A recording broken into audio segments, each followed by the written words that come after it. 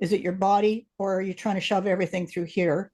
And if you're trying to shove everything through here, you're going to know that you're doing it, because first of all, you're going to be absolutely overwhelmed and exhausted.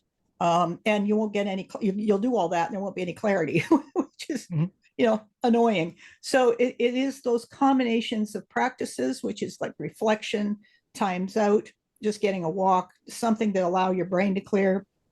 It's listening with your whole body.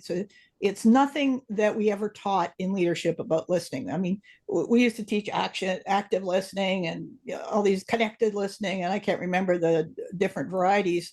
And in the end, you could quite successfully not listen at all if your agenda was to bring everybody back to what you wanted. And people could quite successfully not hear a thing, but practice all the practices. So that's where, being very clear on what your principles are, what matters to you, and not being, leaking them out to fit into this environment, but being really solid with who you are and what you're doing in that environment. And that's why you could do what you did. That's why you can push back and call on it, because you know why you're there. You know what's right, you know what's wrong in terms of the health and well-being of the people that are being served in this initiative. And that's where the strength and the moxie comes from to call it. Yeah.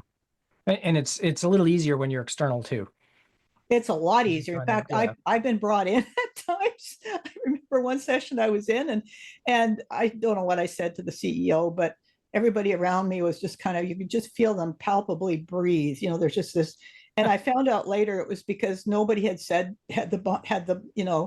they wouldn't have said what I said without fear of. And I thought, oh, well, okay, if that's what the outside person can do, that's fine with me. I'm okay with that. If I can name what, the elephant in the room, or can name something that they're not dealing with because they're afraid to deal with it, that's an important role to play, because then we can actually work with it. We could stop fooling around with the surface and get down to it and really do the work. Mm-hmm. Yeah.